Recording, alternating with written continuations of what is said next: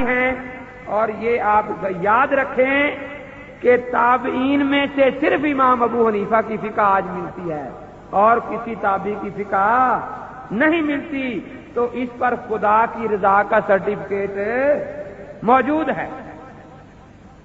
اللہ کے پیغمبر نے بھی فرمایا کہ بہترین زمانہ میرا اور میرے صحابہ کا ہے، پھر تابعین کا، پھر تبع تابعین کا۔ تو امام اعظم ابو حنیفہ رحمۃ اللہ علیہ تابعین میں سے ہیں۔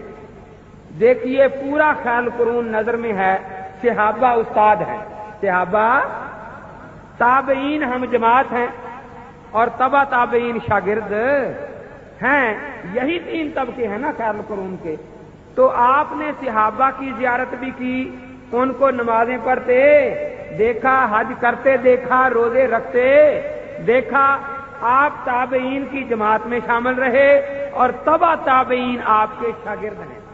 اس لیے دین کے مسئلے میں اگر صحابہ میں کوئی اختلاف تھا یا کسی حدیث میں کوئی اختلاف تھا تو آپ کے لیے فیصلہ بڑا آسان تھا۔ کیوں؟ آپ صحابہ کو آنکھوں سے دیکھتے تھے کہ کس حدیث پر عمل جاری ہے اور کس پر عمل جاری نہیں رہا۔ اب انہوں نے جو دین مرتب کیا وہ آنکھوں سے دیکھ کر مرتب کیا، اور ہمارے سامنے صحابہ ہیں، تابعین ہیں، تبع تابعین ہیں، ہمارے سامنے یہ ہے کہ چند سندیں ہیں بس۔ تو جس طرح ہماری دو آنکھیں ہیں، دین کی حفاظت کے دو ذریعے ہیں، ایک خیال قرون کا تعامل اور ایک سند۔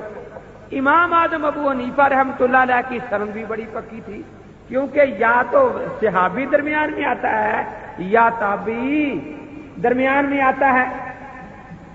صحابہ بھی سچے، تابعین بھی سچے، اور پھر امام صاحب رحمۃ اللہ علیہ ہر تابعی سے روایت نہیں لیتے، بلکہ جو امام ہیں تابعین میں ان سے روایت لیتے ہیں، ان سے مسائل اخذ کرتے ہیں۔ اور دوسرا تعامل تھا، وہ آپ نے اپنی آنکھوں سے دیکھا صحابہ کو نمازیں پڑھتے۔ اس لیے دین کو جس انداز میں آپ نے مرتب فرمایا وہ شک و شبہ سے بالا ہے۔ اور آج اگر کوئی کہے کہ میں نئے سرے سے تحقیق کرتا ہوں تو سوائے اس کے کہ سارا دن کوئی پانی بلوتا رہے اور کہے کہ گھی نکل آئے گا تو نکال لے گا؟ نہیں نکلے گا نا۔ کیوں؟ اب ایک پرندے کے دونوں پر ہیں اور ایک کا ایک ٹوٹا ہوا ہے، دوسرا کٹا ہوا ہے، تو یہ پرندہ دونوں پروں والے کا مقابلہ کر سکتا ہے؟ امام ابو حنیفہ رحمۃ اللہ علیہ کا ایک پر تعامل والا بھی قائم اور دوسرا سند والا بھی نہایت پختہ۔ آج تعامل والا پر تو ہے ہی نہیں کسی کے پاس، نہ صحابہ سامنے ہیں، نہ تابعین، نہ تبع تابعین۔ راہ سندوں والا وہ کہیں سے زخمی کہیں سے اچھی، کوئی راوی ضعیف آ گیا، کوئی سکا آ گیا، تو جیسے وہ پرندہ جس کا ایک پر کٹا ہوا ہے اور ایک زخمی ہے، وہ یہ کہے کہ میری پرواز اس سے زیادہ اچھی ہے جو دونوں صحیح پروں سے اڑ رہا ہے، یہ بات کوئی عقل مند آدمی ماننے کے لیے تیار نہیں ہے۔ یا ایک آدمی کی دونوں آنکھیں صحیح سالم ہیں، ایک آدمی کی ایک آنکھ تو ویسے ہی نہیں نکلی ہوئی ہے اور دوسری جو ہے وہ دکھتی ہے، اب یہ کہے کہ میری نظر اس سے زیادہ تیز ہے۔ امام اعظم ابو حنیفہ رحمۃ اللہ تعالی علیہ خیر القرون کے بزرگ ہیں، انہوں نے اللہ کے نبی کی سنت اور صحابہ کا فہم ہم تک پہنچایا، اس لیے ہم ہیں اہل سنت والجماعت حنفی۔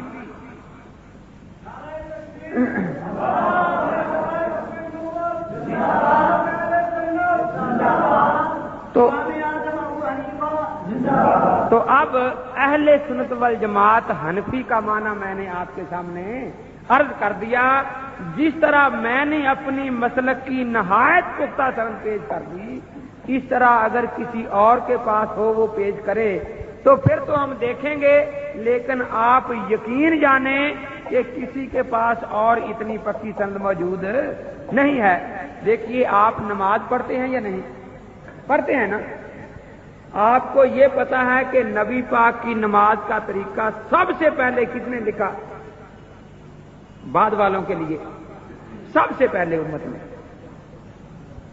جی سیدنا امام اعظم ابو حنیفہ رحمۃ اللہ علیہ نے انہوں نے اس کا نام رکھا کتاب الصلاۃ۔ جب وہ مدینہ منورہ کتاب پہنچی تو مدینہ منورہ کے محدثین اتنے خوش ہوئے، انہوں نے اس کا نام رکھا کتاب العروس۔ اور آج وہ کتاب امام محمد رحمۃ اللہ علیہ کی جامع الصغیر کے نام سے چھپی ہوئی دنیا میں موجود ہے۔ اس سے پہلے کی کوئی کتاب نماز کی ہمیں دکھا دے